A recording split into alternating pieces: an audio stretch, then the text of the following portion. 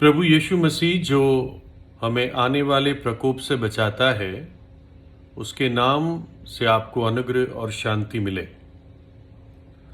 क्या आज बारिश होगी या क्या आज अच्छा मौसम होगा, ये हम कैसे बता सकते हैं?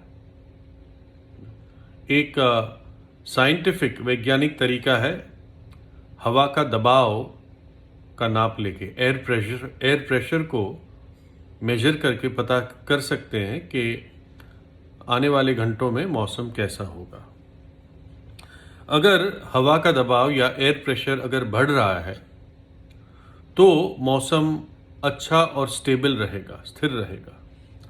लेकिन अगर एयर प्रेशर गिरता जा रहा है, इसका मतलब मौसम गीला हो सकता है या थोड़ी सी तेज हवा चल सकती है ना। और इसको हवा के दबाव को या एयर प्रेशर को मेजर करने के लिए जो इंस्ट्रूमेंट उपयोग किया जाता है उसको बैरोमीटर कहते हैं। और जो मौसम की भविष्यवाणी करते हैं टीवी पे, रेडियो पे, वो सेंटर्स बैरोमीटर का उपयोग करते हैं। वैसे तो बैरोमीटर की जो इन्वेंशन है ये 1650 ईस्वी के आसपास हुई, लेकिन ये और टेक्नोलॉजी में इम्प्रूव होते गए। जैसे आज के दिन में बैरोमीटर्स डिजिटल होंगे, लेकिन 1800 या 1900 के टाइम भी बैरोमीटर्स ये महंगे इंस्ट्रूमेंट्स माने जाते थे। तो अगर एयर प्रेशर बढ़ता है तो आने वाला मौसम, आने वाले 12 घंटे या 20 घंटे मौसम अच्छा होगा। अगर एयर प्रेशर नीचे जा रहा है तो मौसम बुरा होने की बहुत आवश्यकता है, एक्सपेक्टेशन है कि मौसम बुरा होने वाला है। जो हवा के अणु होते हैं, मॉलिक्यूल्स, इनका भी वजन होता है। तो जब भी लो प्रेशर होता है तो दूसरी जगहों से ये हवा के अणु उड़ के आते हैं, जिसको हम आंधी कहते हैं या तेज हवा कहते हैं।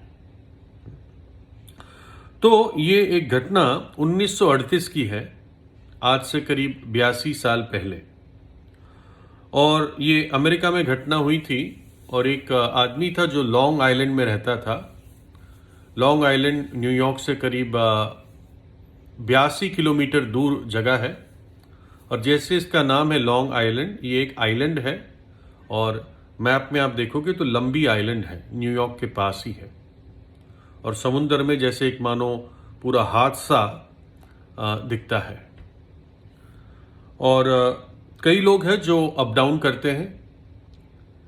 लॉन्ग आइलैंड से सुबह न्यूयॉर्क चले जाते हैं, अपना दफ्तर का काम पूरा करके रात को फिर वापस आ जाते हैं, क्योंकि वहाँ पर घर सस्ते हैं। तो एक आदमी था जिसका बड़ा शौक था पूरे जीवन भर के किसी दिन मैं बैरोमीटर लूँगा। उसने बैरोमीटर खरीदा और जिस दिन उसने, मतलब जब उसका शिपमेंट घर पे आया और उसने बैरोमीटर को खोला और सजा के रखने की सोची, तो देखा कि जो उसकी नीडल थी, उसकी जो सुई थी, वो एक जगह पर अटकी रह रही थी। और बैरोमीटर में आंकड़े तो होते ही है, लेकिन वहाँ पर कुछ कुछ नाम भी लिखे हुए होते हैं। जैसे आंधी आनी होती है तो आंधी वर्ड लिखा हुआ होता है ना। और अगर स्थिर मौसम है तो ऐसा कोई इंडिकेशन वहाँ भी लिखा हुआ होता है। तो उसकी जो सुई थी वो आंधी पर अटकी रह रही थी। इंग्लिश में लिखा था हरिकेन, यानी तूफान। तो उसको लगा ये क्यों अटकी रह रही है, तो उसने हिलाया उसको, तब भी वो वहीं अटकी रही। उसने बहुत तेजी से हिलाया, तब भी सुई वहीं अटकी रही। तो बहुत गुस्सा हो गया। उसे लगा कि मुझे इन्होंने फॉल्टी सामान भेज दिया। तो उसने गुस्से होकर एक बड़ी दमदार चिट्ठी लिखी और अगले दिन उसने दफ्तर जाने से पहले उस चिट्ठी को पोस्ट कर दिया, है ना। उन दिनों ईमेल और ऐसे इतना कॉमन नहीं था, इनफैक्ट था ही नहीं मेरी समझ से। तो उसने चिट्ठी डाल के और फिर वो अपने दफ्तर न्यूयॉर्क चला गया। और जब वो रात को पहुंचा तो उसने देखा कि ना तो उसका बैरोमीटर है और ना उसका घर है ना। वो तूफान इतना भयानक था कि उसका घर तक बर्बाद हो गया, है ना। वो सुई सही बता रही थी, वो आने वाले 12 या 20 घंटे की भविष्यवाणी कर रही थी सुई कि कैसा मौसम आने वाला है। उसको लगा कि ये बेकार है, लेकिन सुई उसको इंडिकेशन दे रही थी कि तू अपने इस चेतावनी को ले ले और अपने आप को तैयार कर ले। और बाइबल जो परमेश्वर का वचन है, इसकी भी भविष्यवाणी की सुई कुछ बातों को बहुत एक्यूरेटली बताती है।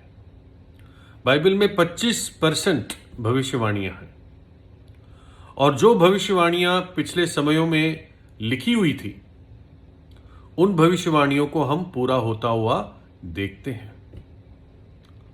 90% करीब करीब भविष्यवाणियां पूरी हो गई है। 10% भविष्यवाणियां आज हमारे सामने हो रही है और पूरी होने को जा रही है। और उसमें से एक भविष्यवाणी विशेष है कि इस संसार का न्याय होगा। जैसे एक समय पूरी पृथ्वी पर जल प्रलय आया था, साइंटिफिकली भी लोग बताते हैं कि पूरा संसार नाश हुआ था एक परिवार को छोड़कर, जिस परिवार के द्वारा, जिसमें 3 बेटे 3 पत्नियां थी, आज का सारा पॉपुलेशन उन 3 परिवारों में ही ट्रेस होता है। और वैसा ही एक भयानक समय इस पृथ्वी पर दोबारा आने वाला है, जब परमेश्वर ने तब देखा था कि मनुष्य के मन के विचार निरंतर बुरे हैं, जब सबने अपने आप को बिगाड़ लिया है, तब परमेश्वर ने वो भयानक समय उस पृथ्वी पर डाला था। और वैसा ही समय आज हमारे सामने है, और बाइबल की भविष्यवाणी की सुई अब उस भयानक समय पर लगी रह रही है। मैं कुछ वचन आपको पढ़ के सुनाता हूं। प्रभु यीशु ने कहा मत्ती 24 में, तुम लड़ाइयों और लड़ाइयों की चर्चा सुनोगे, देखो घबरा ना जाना, क्योंकि इनका होना अवश्य है, परंतु उस समय अंत ना होगा। क्योंकि जाति पर जाति और राज्य पर राज्य चढ़ाई करेगा, और जगह जगह अकाल पड़ेंगे और भूडोल होंगे। एक और स्थान में लिखा है महामारियां होगी, पेस्टिलेंसेस। ये सब बातें पीड़ाओं का आरंभ होगी, सिर्फ पीड़ाओं का आरंभ होगी। क्योंकि उस समय ऐसा भारी या ऐसा महाक्लेश होगा जैसा जगत के आरंभ से अब तक ना हुआ और ना कभी होगा। ऐसा भयानक महाक्लेश होगा। फिर एक और वचन पढ़ता हूं प्रकाशित वाक्य से, पहली विपत्ति बीत चुकी, देखो अब इनके बाद 2 विपत्तियां और होने वाली हैं। 7 परमेश्वर के क्रोध के भरे हुए कटोरे इस पृथ्वी पर उंडेले जाएंगे, लोगों के भयानक पापों के कारण और ना पश्चाताप करने के कारण। 16 में लिखा है प्रकाशित वाक्य में, लोगों पर एक प्रकार का बुरा और दुखदाई फोड़ा निकला, लोगों के शरीरों पे फोड़े निकले। और लिखा है 5वें स्वर्गदूत ने अपना कटोरा उंडेल दिया, और उस स्थान पर अंधेरा छा गया, और लोग पीड़ा के मारे अपनी अपनी जीभ चबाने लगे, और अपनी पीड़ाओं और फोड़ों के कारण स्वर्ग के परमेश्वर की निंदा की, और अपने अपने कामों से मन ना फिराया। जब पीड़ाएं आई तो पश्चाताप नहीं किया, परमेश्वर के विरुद्ध बोले। और सबसे दुखदाई ये बात है कि ना केवल ऐसा भयानक क्लेश पृथ्वी पर आएगा, लेकिन जो लोग अपने पापों में मरेंगे वो अनंत काल तक नरक की आग की पीड़ा में तड़पते रहेंगे, जहां पर रोना और दांतों का पीसना है, जहां पर कोई शांति नहीं है, कोई चैन नहीं है। होशिया 8 में लिखा है, वे वायु बोते हैं और वे बवंडर लवेंगे। वो वायु बोते हैं और बवंडर काटेंगे। इसलिए अपने पापों से पश्चाताप करो, आने वाले प्रकोप से भागो, आने वाले क्रोध से बचो। प्रभु यीशु मसीह इसलिए आया कि हमें उस आने वाले प्रकोप से बचाए। उस सजा को उसने अपने ऊपर लिया, उस दंड को उसने अपने ऊपर लिया, कलवरी के क्रूस पर अपने प्राण दे दिए, क्योंकि मुझसे और आपसे प्रेम करता है। नहीं चाहता है कि हम उस भयानक क्लेश में जाए और उस भयानक नरक की आग में जाए। तूने मेरे धीरज के वचन को थामा है, इसलिए मैं भी तुझे परीक्षा के उस समय बचा रखूंगा जो पृथ्वी पर रहने वालों के परखने के लिए सारे संसार पर आने वाला है। ऐसा भयानक समय सारे संसार पर आने वाला है। प्रभु यीशु कहता है, मैं तुझे उससे बचा रखूंगा क्योंकि तूने मेरे वचन को थामा है। उसके वचन का इनकार ना करे, पापों से पश्चाताप करे, प्रभु यीशु के उस प्रेम को देखे जो उसने क्रूस पर प्रदर्शित किया।